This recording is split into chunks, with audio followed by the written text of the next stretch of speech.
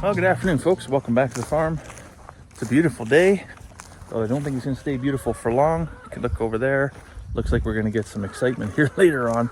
I'm going to try and finish the little fencing project on that section of fence that splits the farm in half. I got a little bit of repair to do in the shop here first.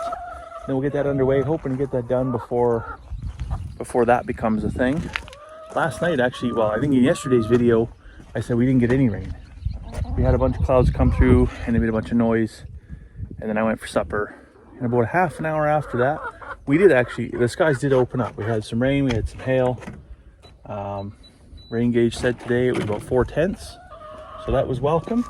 It was kind of funny in front of the house though, and out towards the garden this morning even, there was just water sitting, right? So the ground is so dry that it won't even soak up the water, and that's a real concern, especially in drought years like that. You might get rain, but then in the heat of the day, that rain's just sitting there on the surface and is just re-evaporating and isn't actually soaking in. We need a good week or 2 weeks of just slow, wet drizzle, just to kind of rehydrate the soil and allow it to start soaking up moisture again. That's fun noise. Whoa, lightning. You ever hit the same place twice? There are bugs and everything out too? Just hit the staple, okay? Good job. While I was in the shop this morning, I went for a slight redesign on the old barbed wire dispenser here. So I took the 5-gallon pail lid and I cut the rim off because I noticed that as this board comes over the edge, it would jump. It would kind of hop like that a little bit, and it was causing some unnecessary tension. So I just trimmed that off so it's a kind of a level, flat surface. And I cracked the broomstick handle that I had in the center yesterday when I got pulled kind of tight there. So popped that out and I put a piece of 3/4 inch steel pipe in there. And then just at the top, I put a, well, it's not a linch pin, but it is kind of like one of those things you use for a trailer hitch or whatever, something like that, to stop the cam from loosening. And, you know, just in case there's kind of any jumping action or anything like that pulls tight, it'll stop this from hopping up. And I gotta say, it's much smoother, much smoother. It does, of course, help that I picked a brand new roll of wire with this top board, so it pulls even, right? That other one I had, well, it's in the back here. That top piece was missing, and so every time you come to the very top, it would put a lot of tension on it sideways, and it wouldn't pull square. It's causing me all kinds of grief yesterday.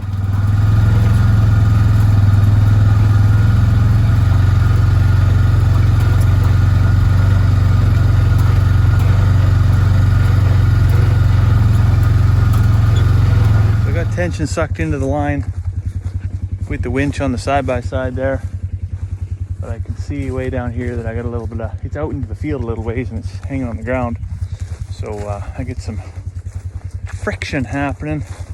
So the tension I think I have isn't really the true tension. If I were to start stapling as I went along there, I'd get halfway in the middle and then find a loose spot. So going for a hike just to the middle here, you can kind of see where, hey, look, it's, you know, 18 inches or 2 feet away from the fence, stuck on the side of an anthill. Actually, that's what that looks to be. Sorry, ants.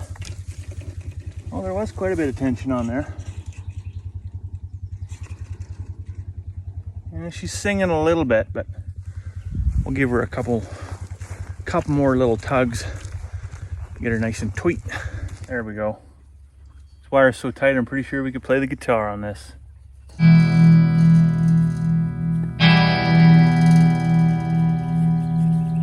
Perfect. All right, well, we're all stapled up here. I'm just gonna go back to the side-by-side and let the tension off.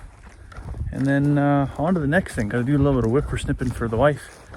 She's working tirelessly in the garden right now. We've got some stinkweed and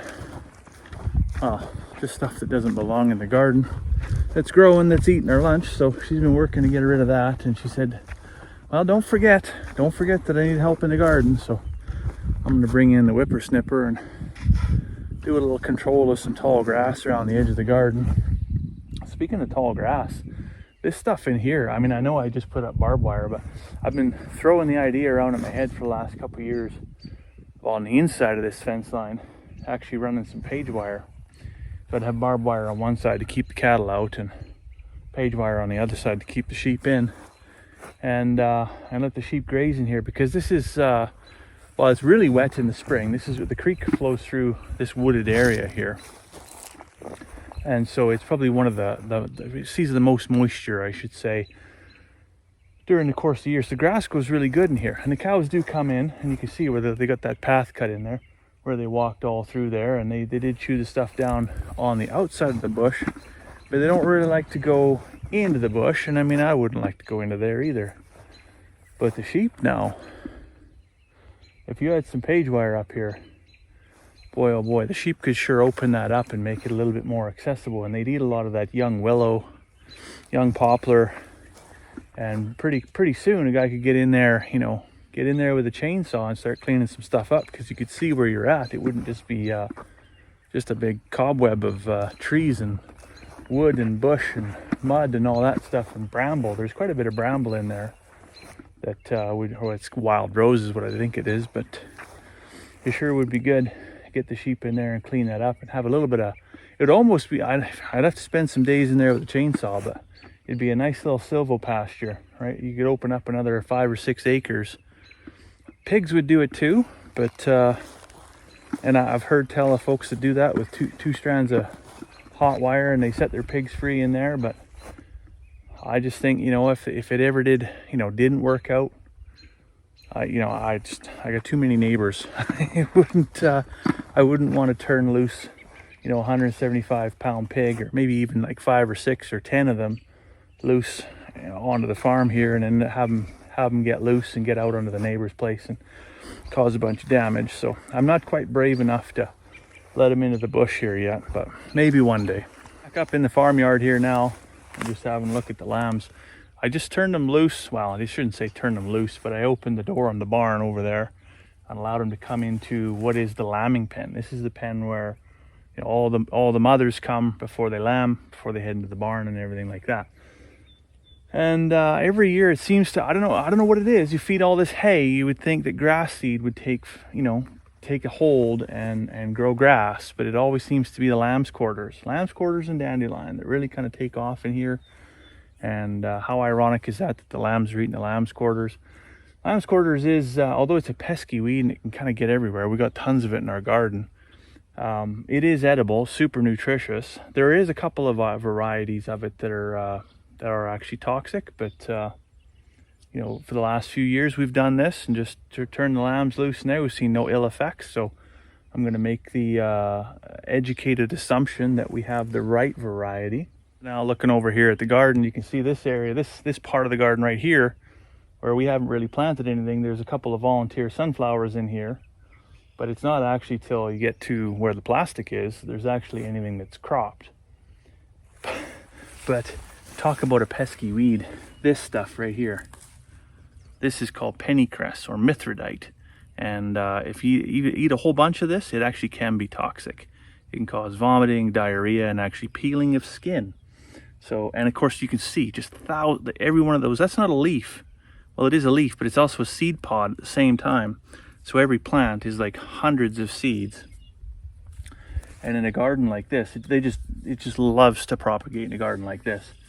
So I could pull it, but the seeds that sit in the soil and they're dormant, and the next time I disturb the soil, boom, there's more. So the most effective way to manage this stuff is tillage. I'm not a big fan of tillage. I'm trying to get away from tillage.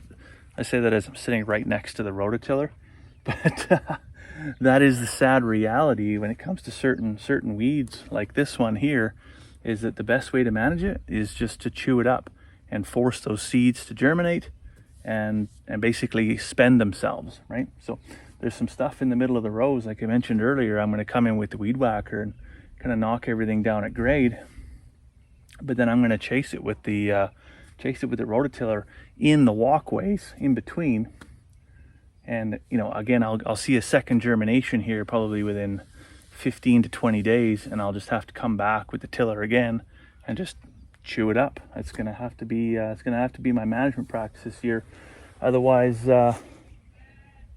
Otherwise, I'm going to have peel and skin this fall because that's going to be the only thing I have to eat. Well, there you go. I've had the rototiller in between the rows here, and you can see how much better it already looks, because the walkways were as green as the hills where the potatoes were.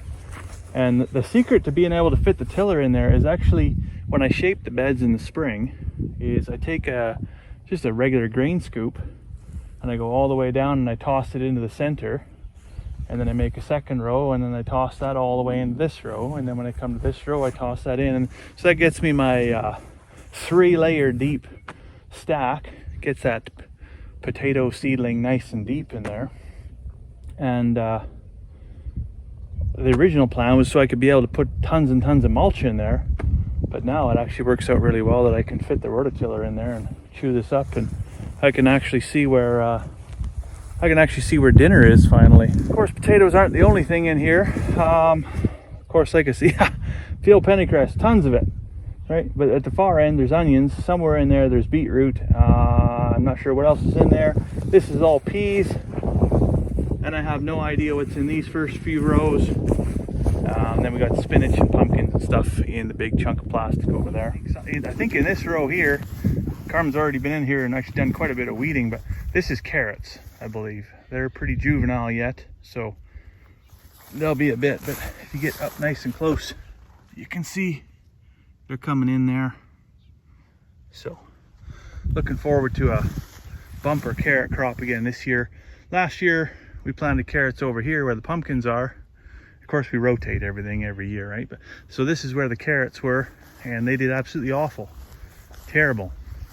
So I put pumpkins here this year, and up here where I got a little bit more compost added is where we threw the carrots. But new compost comes with new weed seeds, and it's not without challenges. The real winner this year, though, is the rhubarb for sure. It's looking fantastic down in there. We're gonna have to trim here soon before everything goes to seed. Maybe get some rhubarb pie. But holy man, look at the grasshoppers. They're actually chewing up the rhubarb leaves. That's one thing where a guy needs 2, maybe 3 inches of rain all at once. Not that the ground would take it. It certainly wouldn't take it. It would all sit on the surface. But it sure would kick the living daylights out of them grasshoppers and slow them down. That's half the reason why the grass doesn't recover, is because they go in there nice and low and start biting on it, and then, well, then it just doesn't grow. It just matures right where it's 3 inches tall or something stupid like that. And yesterday while I was out, where was I? I was even behind the barn. I was checking on the lambs. I was walking around, and I was like, it was like walking on snow. The grass was so crunchy. So there was nobody happier than me to see a little bit of rain come through here last night. Anyways, I'm going to unleash the second loudest piece of equipment we own here on the farm, and that is the whippersnipper. But I got a hard hat with a set of earmuffs on that I want to use so that I can, I don't go deafer than I already am. I'm not sure where it is. Like everything else on the farm, it's somewhere where it's not supposed to be. So I'll let you go so you don't have to join me for searching for that. But I hope you have a fantastic evening. We'll see you tomorrow.